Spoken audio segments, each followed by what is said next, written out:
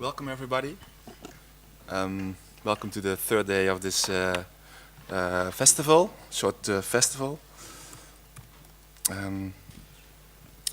We will introduce this panel of today. I can use this mic. We're going to introduce the panel of today, School of Non-Humans. And yeah, maybe you can give the introduction. And thanks to our funders, Creative Europe and IMAP and IMPAKT for organizing this festival. School of Non-Humans. In this panel, we will talk with 3 artists and a curator whose practices lie at the crossroads of art, science, and technology.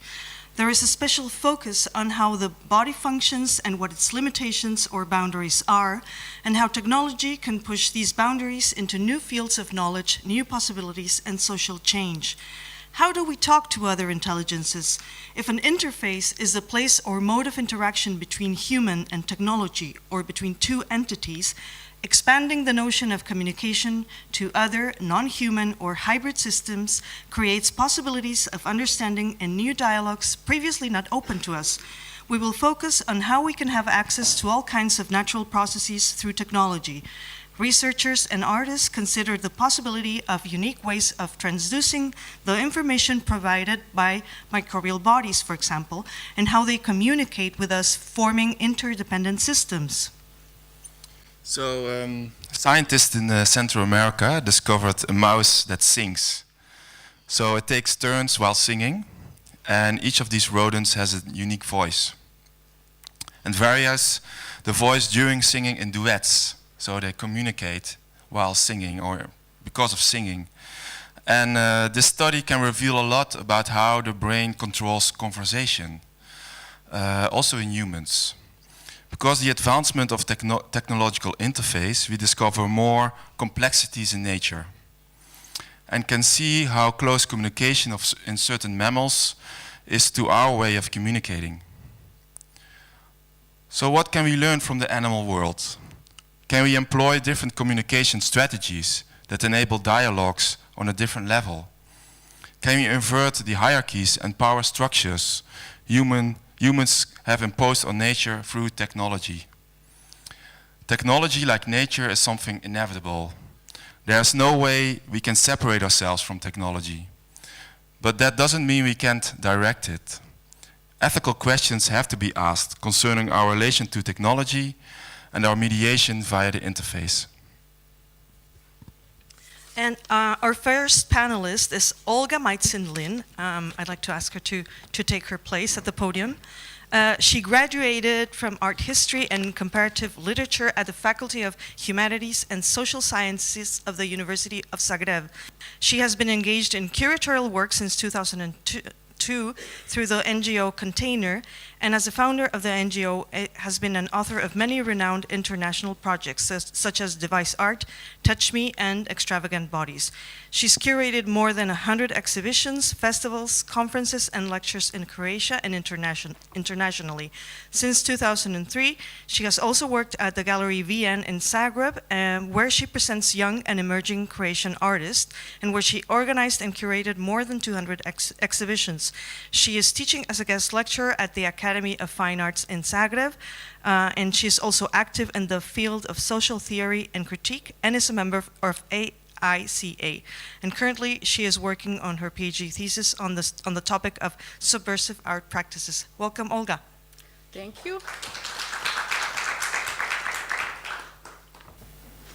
So, I'm going to talk about these 2 festivals as platforms that we created and that are really related to this topic of School of Non-Humans. Container's main field of interest is progressive contemporary art. Like this. And Container is through this project investigating the role and meaning of science, technology, and the body in contemporary society, and it's focusing on relevant and current phenomena. And the art practice that we foster, produce, and exhibit are experimental, investigative, reflecting and ethically testing out the technological and scientific trends. And we are not interested in neither pessimism nor positivism. So the background to our thinking is existing situations and the projections of the future. Thus, we have this international festival called Device Art that is dealing with technological devices, machines, and robotics in contemporary art. It's organized since 2004, and it investigates technological device as an artistic medium through the intersection of different artistic scenes and in the format of a triennial. The festival critically interprets and contextualizes the conditions of production, reception, and communication of device artworks, and it's questioning at the same time the nature of the traditional concepts of intersecting art and technology. The presented artworks are at the borderlines of device, hacking, and gadget culture, of artistic practices and the product design, and they include a wide variety of themes and formats. So we have like conceptual approach, innovative interfaces, but also we have toys, and this is better. Prototypes. Can you hear me? Yes. So this is for the camera, right? Okay.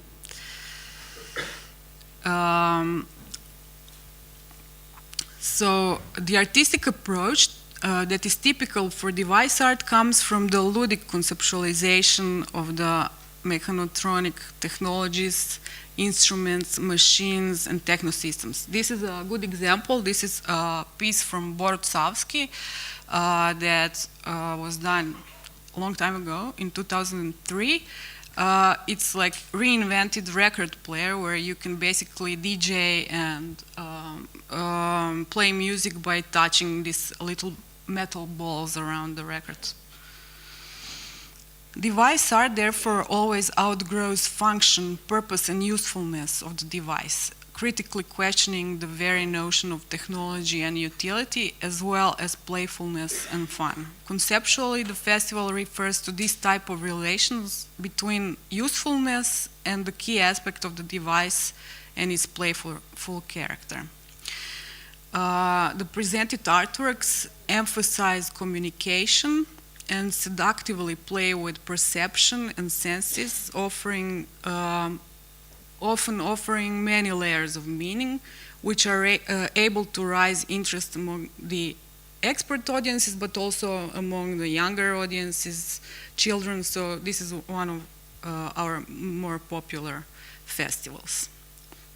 So what is interesting about this festival that is, or device art as a concept, is entering the field of politics, where we are transferring a form of life into the world of machines and new media productions. So it's showing basically the openness of life as a form to the production events of mechanisms, machines, apparatuses, or cybernetic systems. So the body is not anymore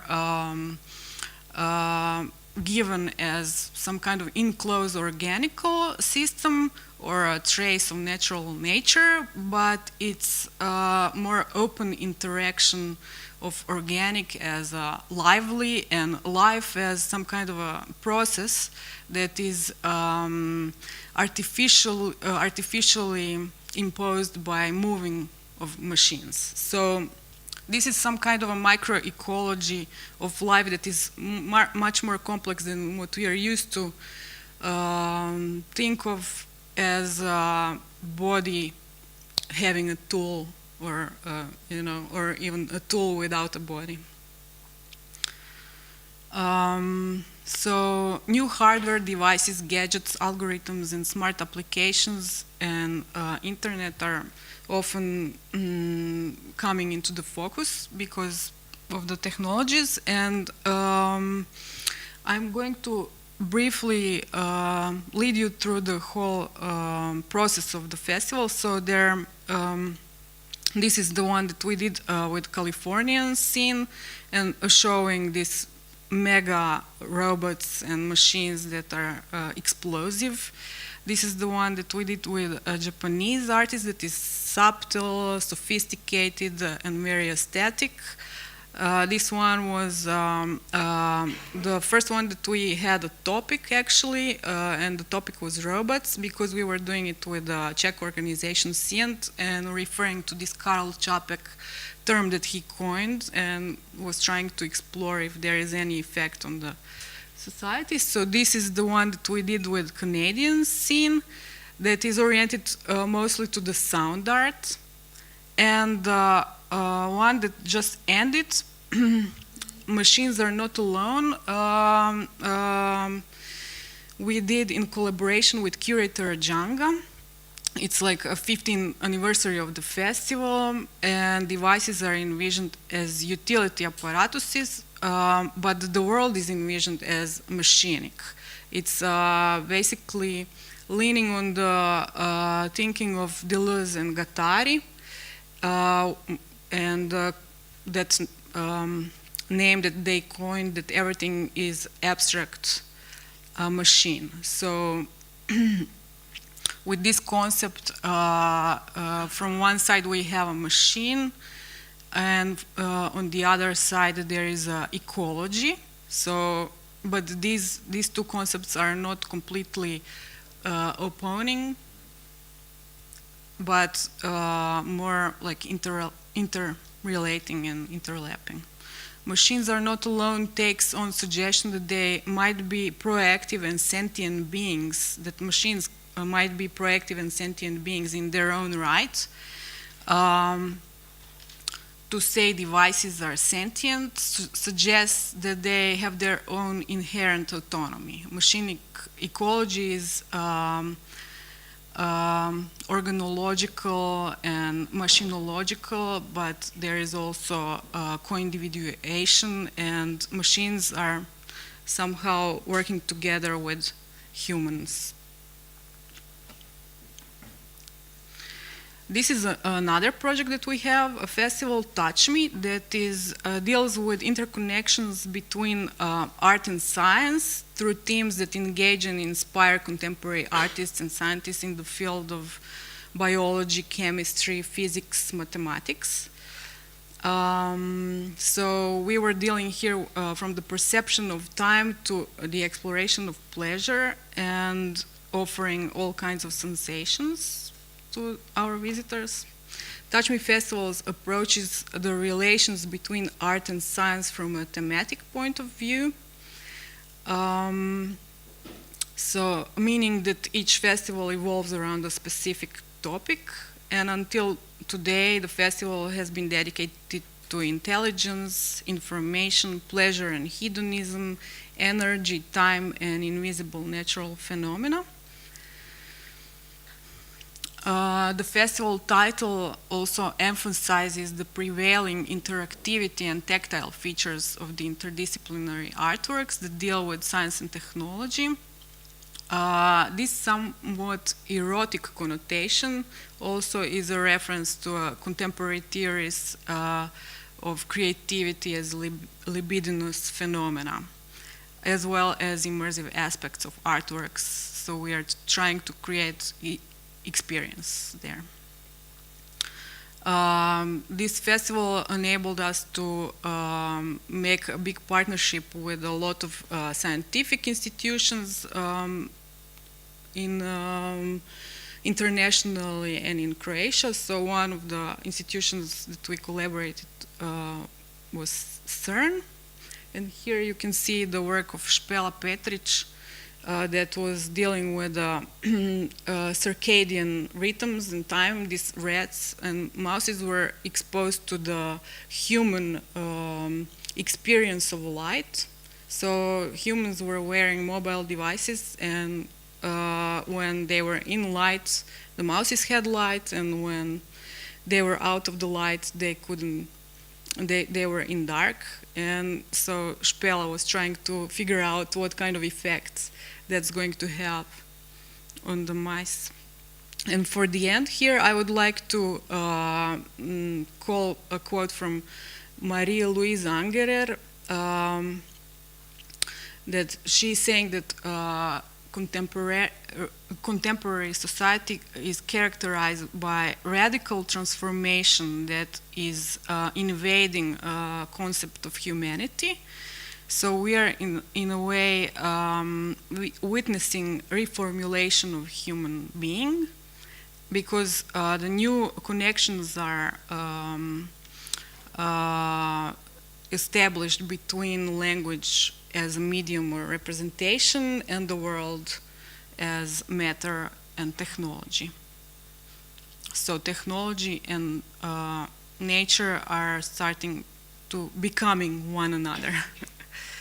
Also, there is a lot of terms connected to this, like, for example, Donna Haraway, media nature, or Jussi Parikka, media natures, or nature culture, or entangled ontology from Karen Barrett. So with that in mind, thank you for listening.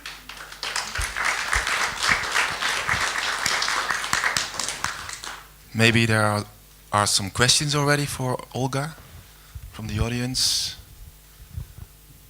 Not at the moment. Okay, then we can go to the next presentation. I would like to invite Daniela Mitterberger and Tiziano Derme to the stage. Daniela and Tiziano are both media artists and architects, exploring the relationship between technology, body space, and performativity. They are the directors and co-founders of MADE, Future Retrospective Narrative, an interdisciplinary practice in Vienna.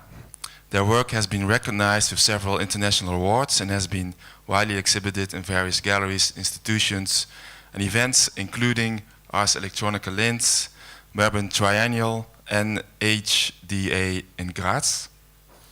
Currently, Daniela is a PDH Fellow and researcher at ETH Zurich, investigating the relationship between human intuition and robotics, while Tiziano is an assistant professor and researcher at the University of Innsbruck, focusing on multimedia, composites, and material performativity.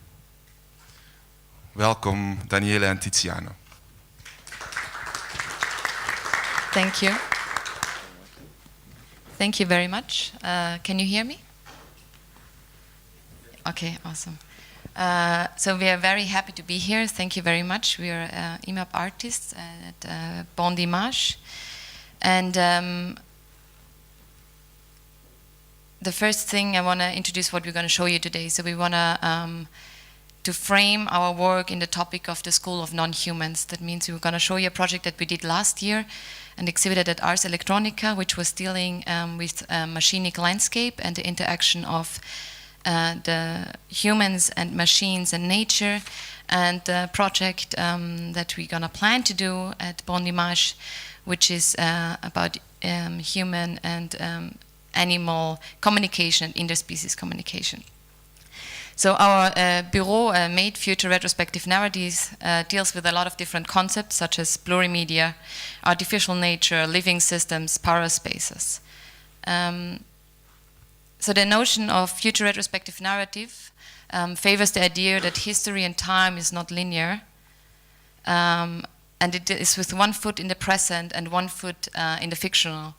And the reality is presented as a continuous act of hybridization of local, remote, physical, virtual, natural, synthetic, techno, cultural.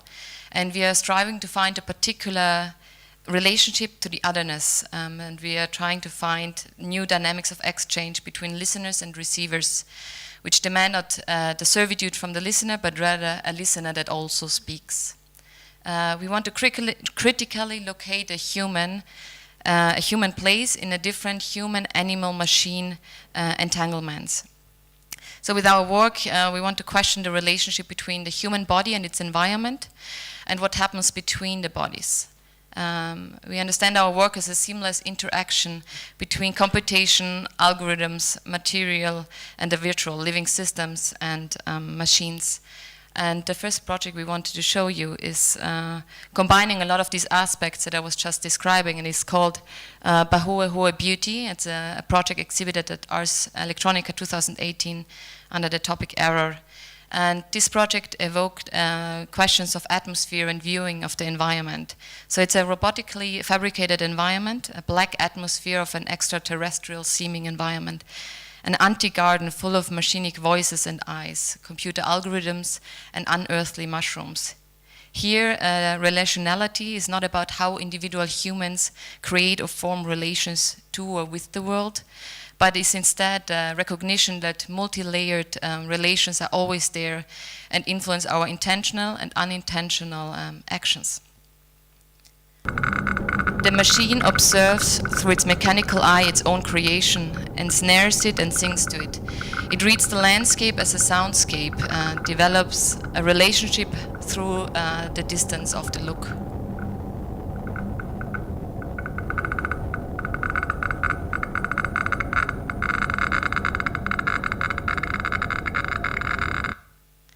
So the role of the human was continuously questioned in this piece and continuously interchanged. On the one side, you were able to see the mechanical eye, and in the other one, the biological. And it was important for us that both were set equal in an ecosystem of the Bahoe Hoe beauty.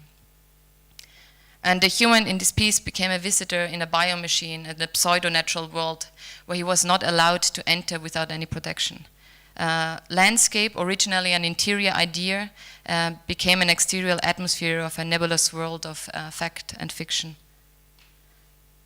So encounters with the otherness and recognition of strangeness, alienness of a material we know, such as soil. So the structure was produced out of a 3D printed normal flower soil, was bringing the visitor to the point that he started to question the environment he's constantly living in. Senses also played a very important role because in that piece, the project constantly smelled and sounded and trembled almost physically and underlined how sense organizes sensation and gives bodies their meaning. Here you can see that the machine created the stage that he will later inhabit in the piece.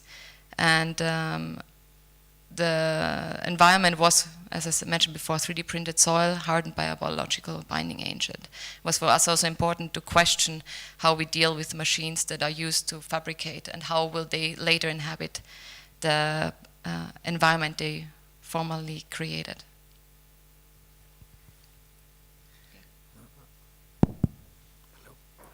For this, hello, can you hear me? Oh, perfect. For these IMAPT residencies at Bon Dimanche, we work on a project called Eye of the Other.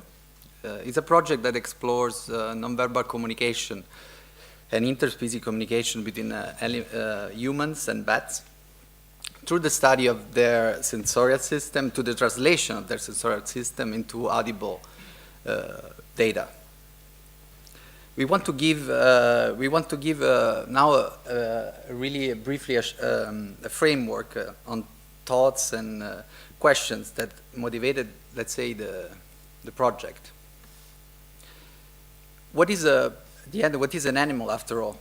We have a really fuzzy understanding of what is an animal, right? So those humans eat, or those we watch the television with, or those we are frightened of, like because they are wild, exotic, or untamed. And why do we like some specific species, animals, more than others? So we constantly kind of trying to humanize them. No, we try to attribute animals with personalized names or voices or intentions. So this individual subjectification of some animal species actually has been central in the work of saving species or preserving specific habitats. So it's interesting that organisms such as swarms, including bats, are a kind of defining these undefined packs in a way. So they are not, they are de-individualized.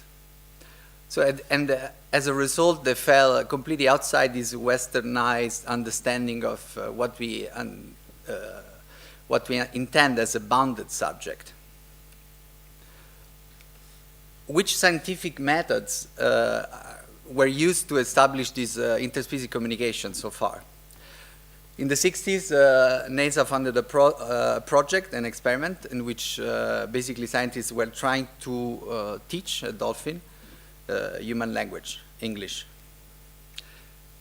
Interspecies communication, we believe that implies, of course, a deep understanding of the species we work with, but also the acceptance of a distance, a discrepancy between the human and the understanding of the other. Differences between humans and animals are therefore not only a question of observation, but rather self-reflection, contemplation. We have a difficulty to we don't understand the complexity of understanding.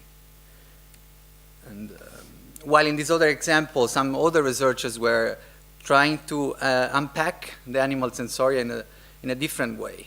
In this experiment, what the frog's eye tells to the frog's brain, a group of cognitive scientists trying to basically define a working model of a prey capture behavior of a frog. So how a frog catches a fly, how the visual input is passed to the brain and then as a muscular actions. So what do we understand from this framework actually? So we understand that there are some unknown facts about especially animal phenomenology, for example, that require, of course, the first perspective. We have this first perspective with the humans. We don't have it with the animals. So there is something that it's like to be a bat, something that even if we get a perfect characterization of the behavior, something we will still miss how it's like to be that animal. Within the project, we will place specifically particular emphasis on the translation of the gaze of the bat way of looking at the world, echolocation, into other media. So the eye of the other underlines this effect that the gaze should not be understood as something that one has or uses, but rather as a kind of description of a relationship in which we enter. Here we see how a nectar-feeding bats that we currently are studying, are basically echolocating to detect the nectar in flowers. And they have an incredible capacity to of course, specify the topology, specify the position of a specific position of the nectar. So the first act of translation will convert echolocation to visual representation, right? Secondly, we will try to create a central object that is accompanying this audio-visual installation. This act of translation from visual representation to an audio sculpture will actually help the human to sense this invisible experience through seeing, touching, hearing.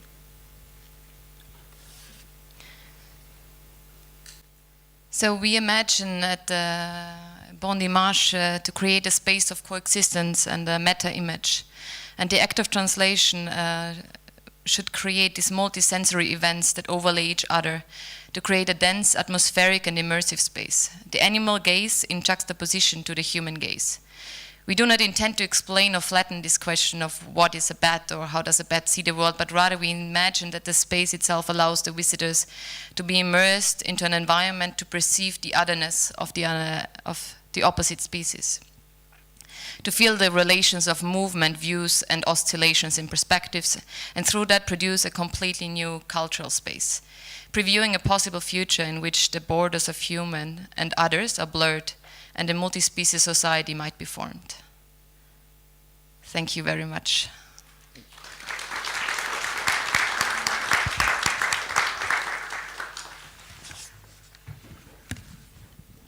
Is there a question for Tiziano and Daniela at this moment?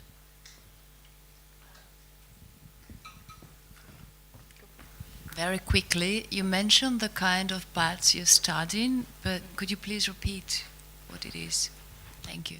Of course, so the bats we were studying till now are nectar-feeding bats. So they're smaller than the European bats. Why we started with them was because they have a very interesting behavior and they're very curious.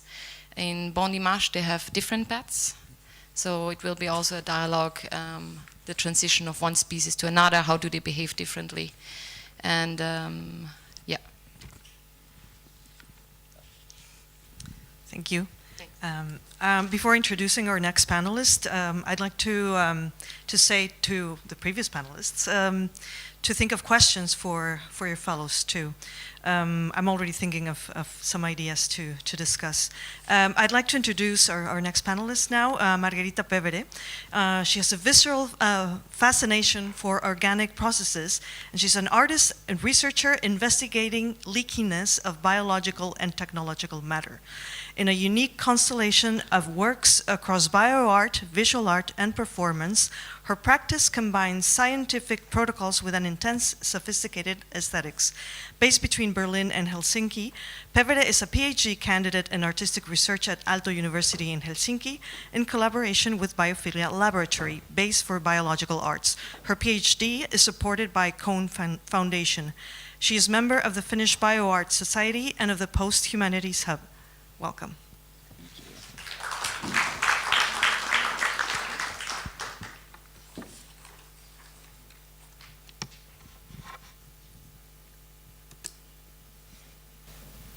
So, can you hear me? Great. So, thanks, Barbara, for the nice presentation. And I would like to say that I'm humbled to see my work selected among those of such outstanding group of artists. I will work in collaboration with the Container to develop wombs. I will tell you a little bit more about the project during my presentation. And I would also like to thank IMPAKT for organizing such a lovely welcoming. It's my first time in Utrecht, and I'm really enjoying that.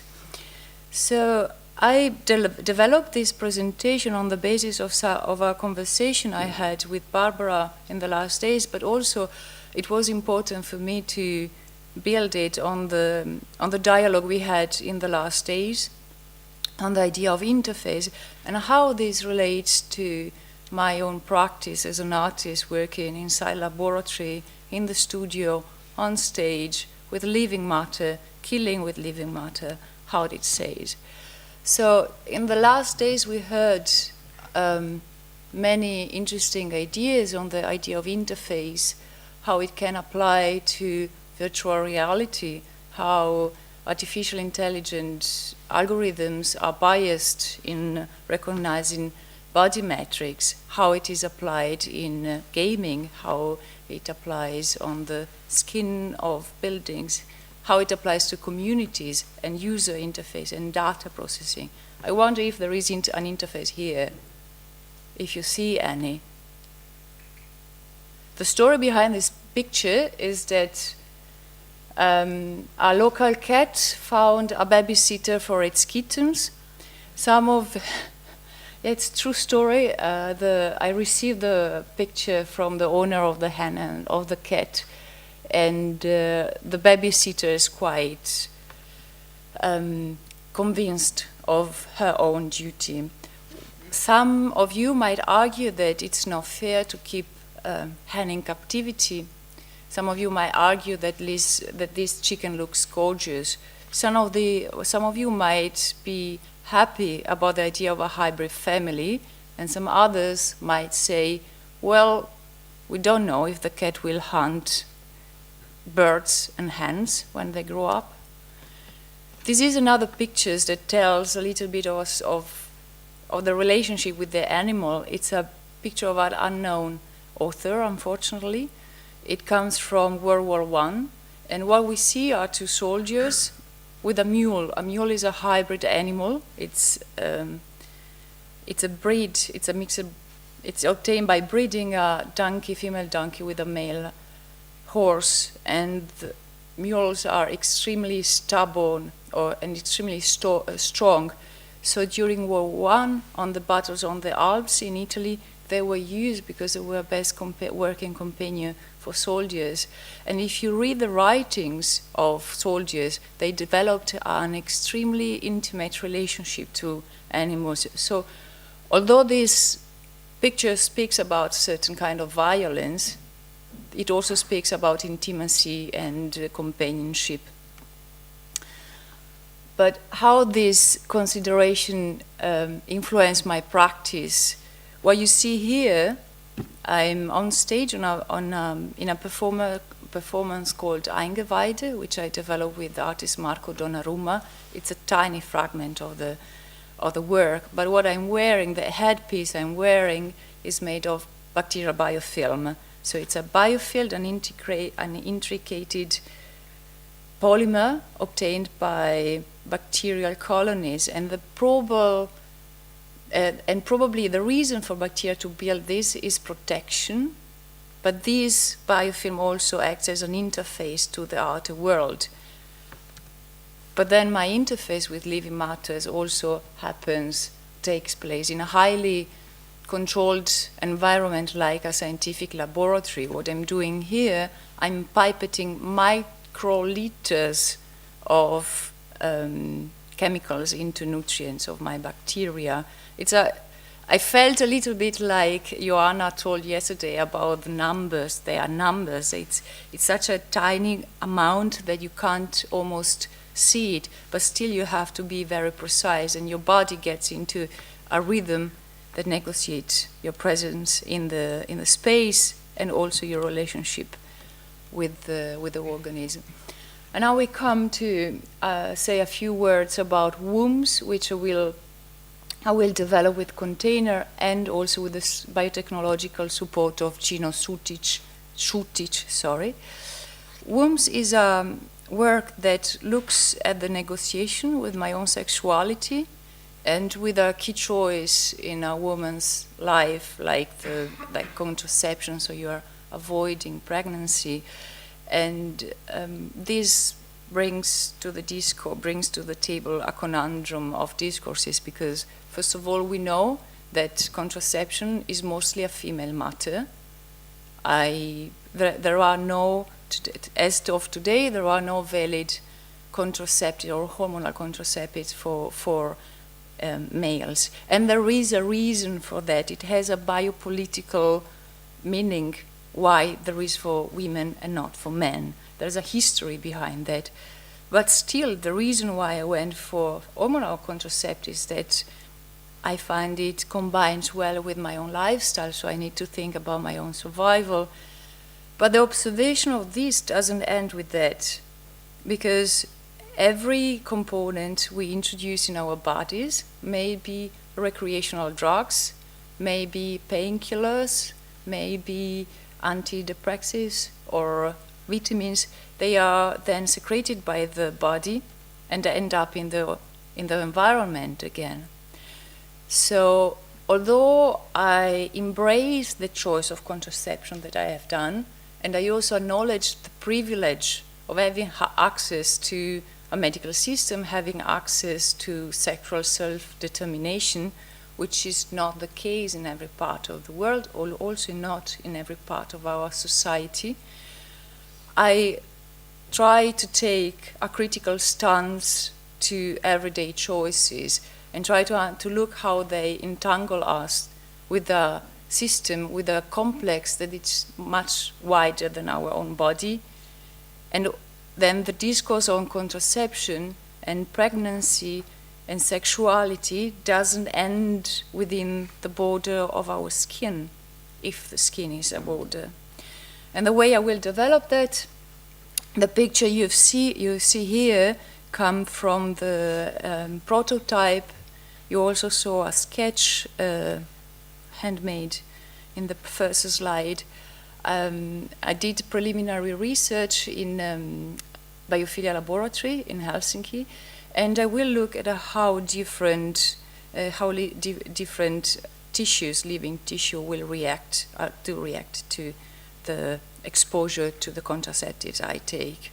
And then the installation, I can't reveal too much now, but the installation will manifest all the artistic research process behind that. So going back to the idea of technology-informed mind, we as Western, we as people in European society at least, have a relationship with everything that is around us. We can call it nature, environment, non-humans, but we have a relation that happens in a technology-informed mind. I borrowed this diagram by artist Laura Beloff, but I replaced the picture. I used the pictures by Albrecht Dürer, because he also embodied a little bit the idea of artist researcher, artist scientist. So through this technology-informed mind, we negotiate relationship with non-humans. And while thinking about those ideas, I went back to a catalog of an exhibition which some of you might know. It's the exhibition Skinterfaces, curated by Jens Hauser almost 10 years ago. I'm sorry I didn't see the show, I only know the catalog. But I wanted to bring that up because he, in the introduction, in the curatorial introduction to the catalog, Jens Hauser questions if the interface should be a digital interface, if skin can be an interface to the outside world. And he goes even further. I'm sorry, I find it's a little bit of a blunt description to go beyond the common limited notion of a data transmitting connection. But still, this is where this exhibition tried to push towards. And he mentions the myth of Apollo and Marsyas. Marsyas was a faun who challenged Apollo in a musical competition and was punished by removing the skin. So Jens Hauser talks about the skin as the interface, as a membrane between those two entities, but it's an interface that has its own materiality. And my point today is to try to open up this bidimensional understanding of an interface that I think is still too much rooted in Cartesian understanding of the world, Cartesian dualism. And to do that, I think that feminist critique can be particularly useful. I brought you a couple of quotes from Margherita Radomska, who's a philosopher, who focused her research on bioart. And through the analysis of bioart, stepping aside from the techno-scientific dream and also from the centeredness on geneticism, she proposes a reading of bioartwork and practices as a manifestation of a body that is open and that is inherently leaky. So the interface is not only the skin, is not only an interface, but it's part of a bigger complex. And again, there is a recalcitrant nature in living matter, and it might remind us of provisional boundaries between entities. And I think work like Tiziano and Daniela's show a little bit what is in between and how we can navigate the space in between and bring it to a bigger tridimensionality, towards a complex we are entangled with rather than read through. So thank you.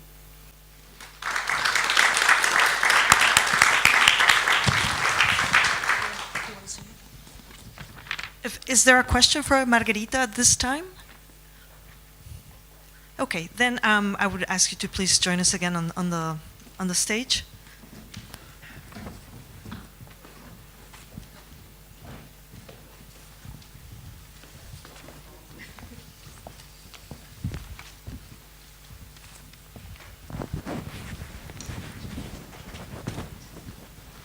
Yeah, maybe we can start with, maybe during the presentations, you came up with some questions for the other presenters. Maybe we can start with that. Some of you? Okay, I have a question for you. How did you come to this idea to work with bats? What is so interesting about particularly this type of animal? It's a very good question, because we didn't start to have. First, we had the desire to communicate with animals. Like we saw this documentary, and it was one of the starting points because it deeply touched us. This desire of humans, we want to talk, like as if you are a kid and you want that the opposite can understand you, and it's in a kind of a naive way how they did it till now, because it shows kind of the helplessness. And the bat is interesting because it came by, we were talking with an animal behaviorist, and his research was on bats, and he started to tell us with his excitement about bats, and we started to think we're always obsessed with the idea of the gaze and the look, and the bat is almost the opposite entity of a human gaze, because it's deeply alien, how it sees, how it behaves as a crowd, how they can communicate scans of the environment to other bats. So they are inherently different, and I think that was really something that tackled us.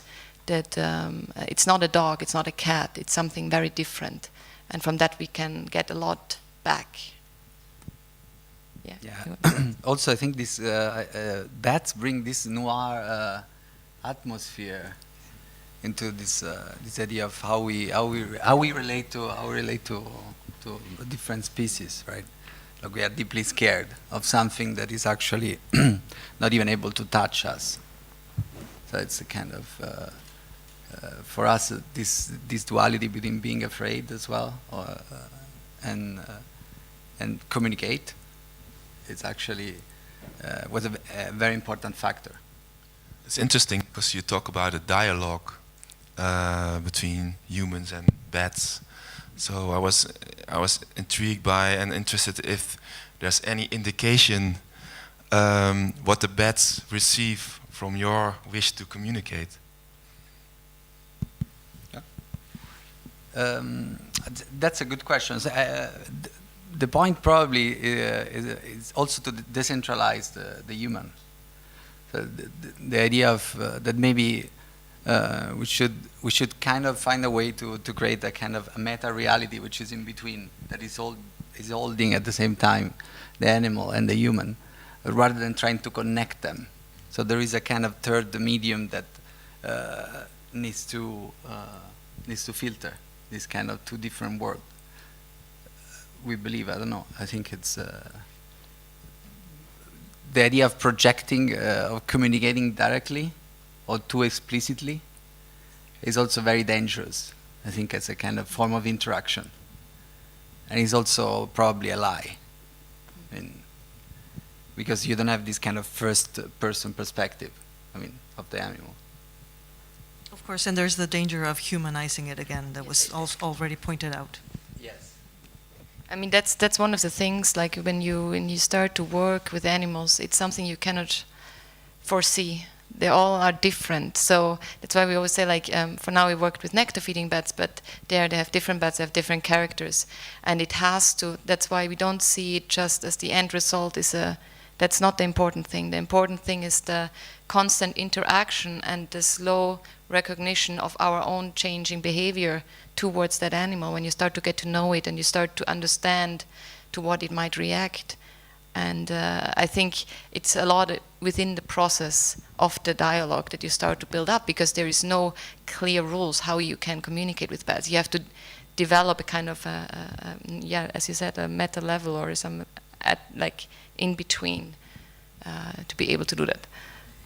If I understood correctly from your presentation, you're translating the sensory input of the bat caused through echolocation into a sculpture.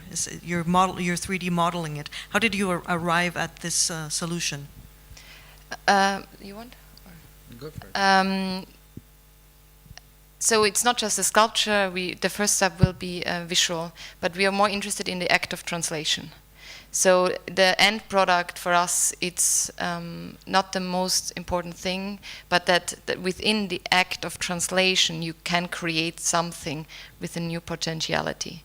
The first will be a visual, just because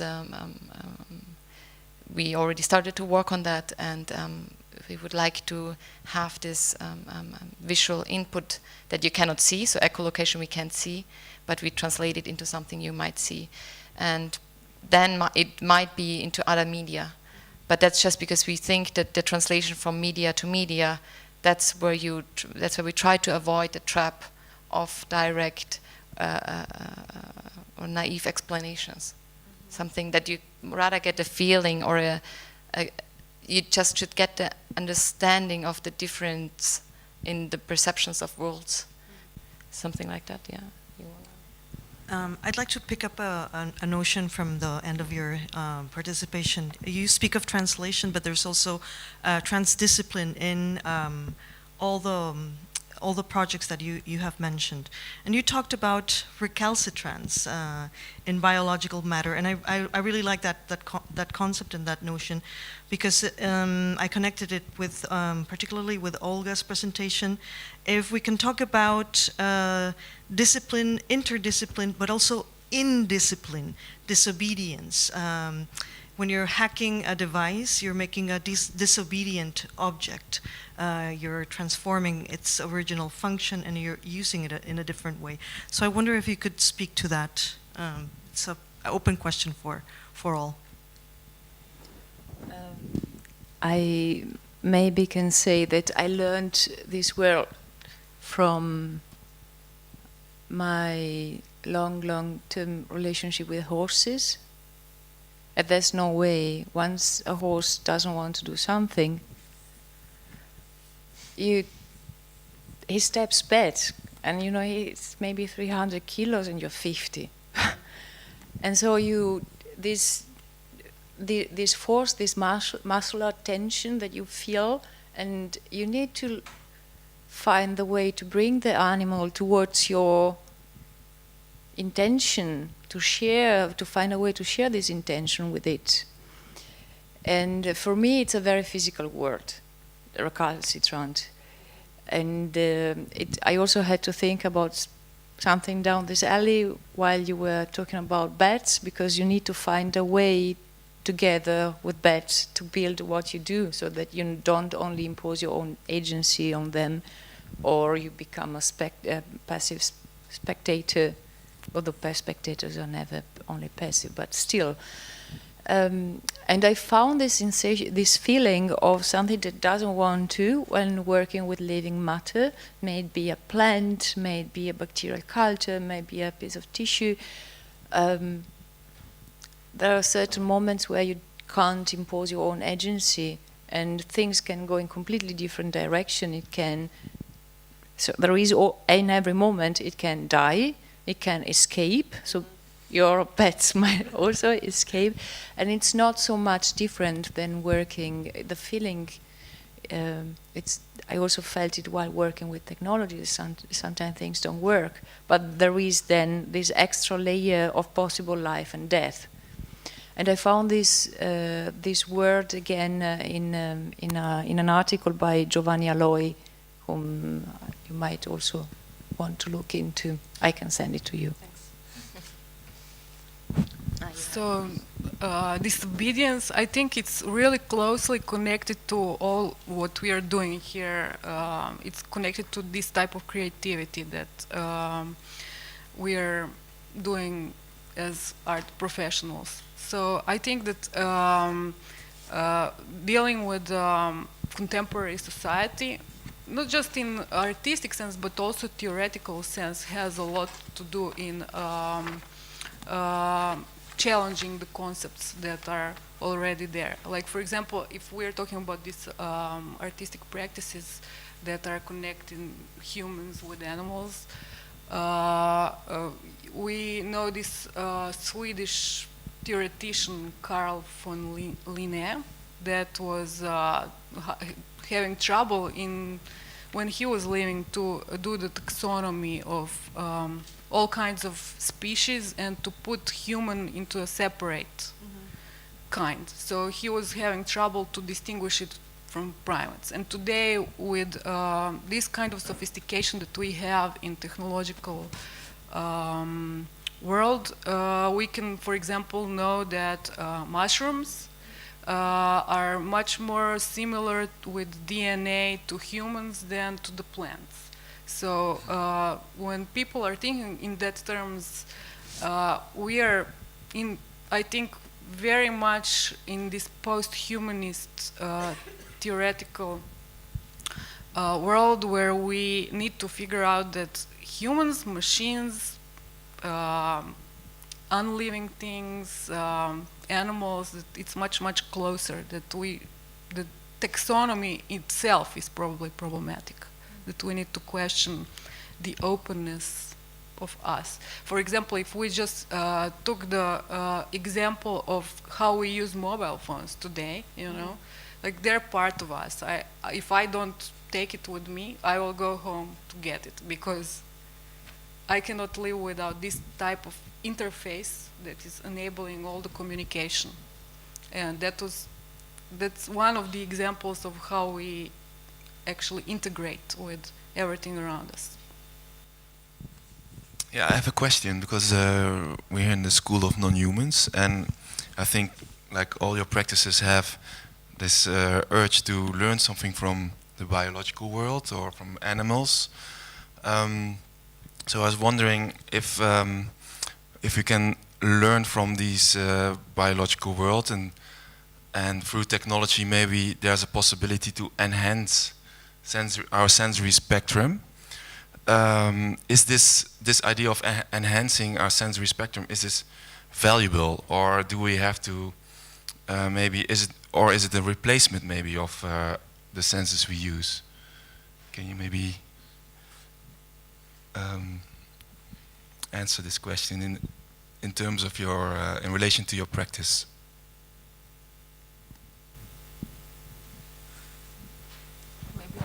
Yeah. So I think it's transformative, and I mean their artworks are just some of the examples, but we know how these interfaces that we are developing and technology that we are developing is changing our point of view. Like, for example, from satellite pictures of Earth that is now we're able to see it to the millimeter, to the ground, and maybe even recognize on Google Earth some of our people that live in our cities. It's completely changing our perception. We can see the space much closer than ever, Earth much closer than ever, figure out the chemical structures much better than ever. And I think that it's completely transformative, as I said, for our existence. We don't think in the same images as even generation before us, our mothers and grandmothers. Yeah, perhaps digitality will become a meta-sense in the future, will be conceived of, or maybe it already is. By the way, you mentioned horses, and horses are another good example of interspecies companionship, and I don't mean with humans. They often adopt sheep.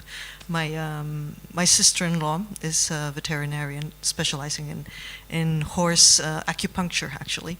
And that's very unique, and she's mentioned many of these cases. You talked about libidinal creativity, and I love that concept. Would you want to elaborate a little bit on that concept? Maybe I mean, all the creativity, I think it has this need to create something and to make something fertile, reproductive, and or productive. Sorry, not reproductive. What I wanted to say, when we are doing exhibitions in container, we are very much trying to do experience situations for people and we can relate to maybe to Masumi's concept of affect. So, so we somehow invoke from our audience reaction of the skin, not just intellectual or processual, some kind of thinking process, but also this kind of emotional reaction, affect. So that's what I was talking about. May I Yeah, just quickly go back to your yes. question, because I found your comment on the transformative potential very poignant. At the same time, I wonder why we stick to the word. What's the word you ask? Enhance. Why does it have to be enhanced? I think this is pretty much, this word in particular is pretty much aligned to specific rhetoric. It's a techno-capitalistic rhetoric of enhancement. What does it mean to be enhanced?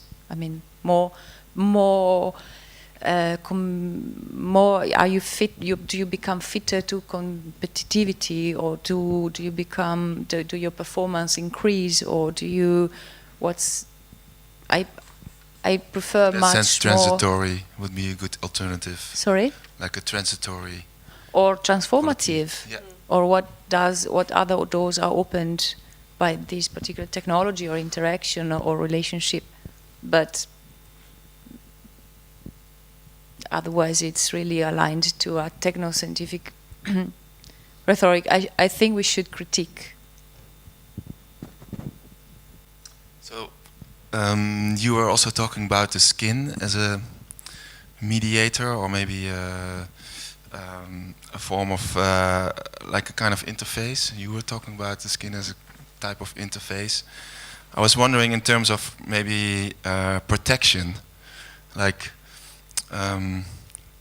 we have the idea like protection is like sealing off maybe, or ways of keeping the enemy out. So maybe you could say something about that, like so in terms of I was thinking, like, for example, how do we keep a virus out of our bodies, like away from our bodies, is actually to interfere with the virus, or you know, for bacteria to, they have to be some of these bacteria have to be in our bodies to be able to fight this virus. So maybe you can say something about that, like how do we protect or survive through this mediation or interface?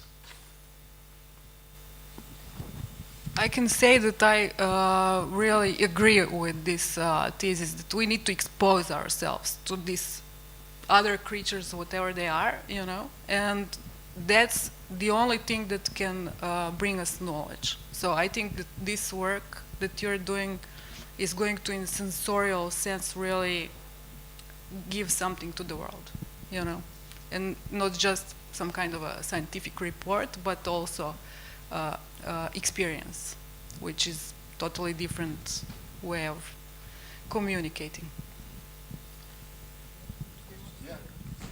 We'd like to hear from you. What are your questions for the panelists, or comments? Please, some questions. Or we can just keep talking amongst ourselves. Be bold. Walter has a question. Yes, I have a question for the bat duo. So Nice day. you were you were saying that you wanted to do something with like interspecies communication, kind of, and then I was wondering, because I think the echolocation of the bats is not really meant for any like inter-body communication, right? But more for like a movement navigation. So I was wondering what the visualization of this echolocation for humans would how would that be useful for us as humans in some way, or what would it create? What knowledge or something? I think I come back to what Margherita just said. It's usefulness. In that part, it's useless. Because what we need to do is, we don't want to work so we can use echolocation in then to make self-driving cars, but rather to open up an understanding of a difference, and at the same time acceptance. And so it's not that much of it's more a dialogue. And bats also receive other bats' echolocations. So it's not that that's not their way of communicating. They're actually receiving also from the other bats who are flying echolocations back. And the interesting thing of echolocation is really what we understand of a bat that is attacking you. So if people think a bat crowd, how you say, a bat crowd, multiple bats are attacking you, what they actually do is they fly around you to understand what you are. They want to know if you're a danger. And we don't understand because we don't do that. So we interpret that behavior as something dangerous, like they're flying very fast, they have fast movements, and we don't understand it. And I think that's the interesting part, what Tiziano also said before, this moment of danger with bats. And to accept, let that happen, to go a step further into a moment of seeing, getting a glimpse. You never understand it, you will never be a bat.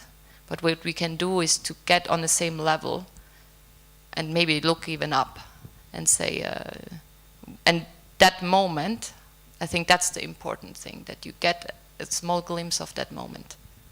Oh, what would you say? Yeah, I would say, I don't know, I have a feeling that generally production in contemporary art, it's a way too human right now. I don't know. I have the feeling that it's humans everywhere. And I don't know, it's also kind of, I think the project is also a reflection of course, of the role of technology. I mean, it's true that we develop algorithms, yes, but I don't know, I think mathematics stands in this kind of objective position in between reality. And that for us it's interesting, like as well the implication of which kind of relationship you have between this kind of idea of this meta image between species, you know, like who is holding what? Like is it for the bats, is it for the humans? And this idea of uselessness, in a way, it's part of the. I think it's part of the project as well. Thanks. I think uselessness is a very productive thing in art as well. Yeah. Well, I wanted to add one thing, maybe, because I recently heard of this scientific theory about how dogs co-developed with humans for thousands of years, and therefore there is some kind of a communication. There is also some use for this, the reading of human emotions in dogs, for example, and they actually employ it through the evolution of dogs and of their behavior in their relationship with humans, because they co-developed, kind of evolved. Maybe that's something too interesting for you to look into as well, I guess. Thanks. There is an artist that was doing a project on the topic of dogs and their coexistence with humans, Majcen. So I think they should stay on. And there's also Olga. More questions? Be bold. I know, it's the last day. We're all a little... I have a question for Margherita. I think it's... thanks a lot for your talk. I really liked it. I think it's super interesting, the topic of skin, because it's one of the... I think it's the only well, the only organ where your emotional state can be exhibited, but you don't really have control over it. So there are some psychological states where you have, where you present it, your body presents it, but you cannot, the only way you can hide it is by dressing up or by something like that. And so I was very curious, because now you work with a topic like the pill, and that's also very secretive topic, something you do like in conventional settings. It's something you hide a lot. So I was curious, how you deal with this skin as a privacy, or as an interface where you can control only parts of it, but there are parts of it where they are uncontrollable because your psyche breaks through, and you have this intermediate platform which is half controlled, half very open and sensible. That's a little bit of a huge question. I'll try to unpack it in two parts. One is about the choice of working on contraception, which is somehow related to the private sphere. First of all, because it reveals something about a little bit part of my own sexuality, but it doesn't get into biographical.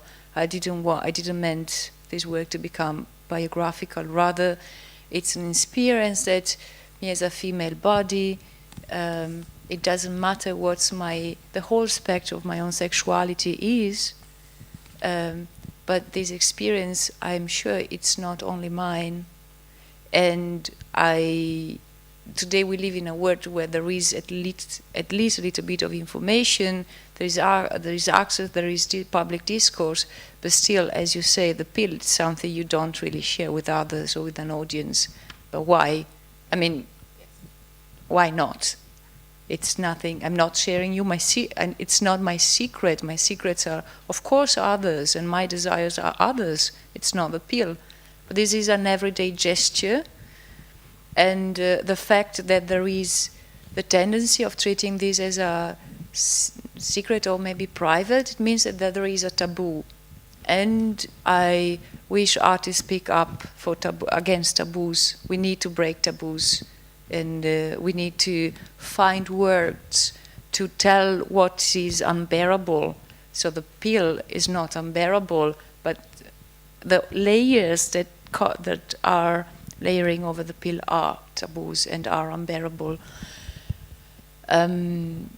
So this is why I decided to go for this intuition I had and develop a work on that. But again, it's not about personal biography. This is uninteresting for the audience. And then the second part, you asked about the intimacy or the private sphere of the skin. It is probably what it makes it so powerful as an image, and it's also what it makes it so reactive to our own feeling and to the communication. It's also what it makes it so linked to desire and fears. And again, I'm not working on skin directly, but the intimacy with the skin, it's also something that comes up in my work with biofilm. And I think we should talk about fears and desires, and again, taboos. So this is why this intimacy is something that can be brought in the public discourse, I think.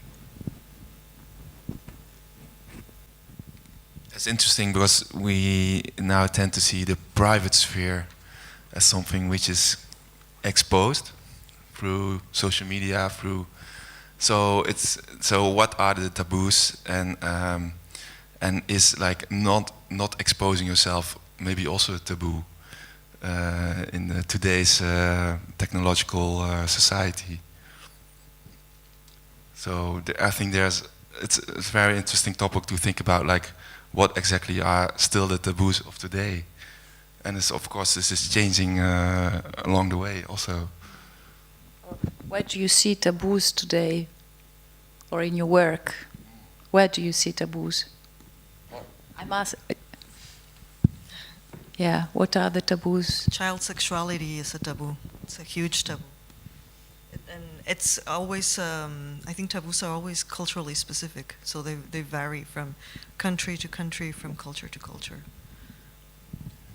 Maybe there are some questions from the audience at the moment. Someone came up with something. Okay. I have a question for Tiziano and Daniela. What ethical questions or issues do you expect to encounter with the development of this new project? I know it's a bit of a loaded question. A lot of problems. A lot of newspaper articles. No, there is there are a lot of topics up in the air, like for example, captivity versus wilderness. Animals are not the same. In wilderness, they have a lot of regulations that we won't be able, perhaps, to do a lot of operations in the natural habitat of the animal, probably because of regulations. And captivity is also an interesting, I think, sphere of action as well. Like, so. Then, of course, there is the role of the human within the project. It is already an ethical question. Like, we try to really take a distance from it somehow. Like, how we disembed in reality the role of the human. And also, I mean, the idea of immersion, like, is also related to this idea of I don't know, creating an event, I don't know, where basically we are plunged into this aesthetic dimension. So we are interested on more and to kind of reveal as well this kind of aesthetic dimension of this this domain between the animal. Can you talk in the mic? Yes, I can. Yes. And do you wanna add something? I don't know. I think it's a very good question because as I can envision it now, what probably will happen is people will be outraged. And that, I think, shows exactly the problem we have. Because it's not an outrage on a general level. It's even that we speak about it or that we start to question it. Because the world is working fine like that. We have some animals, as we said before, in TV shows that we subjectify and understand as same to us. And then we have animals that we eat, so they probably should not be the same.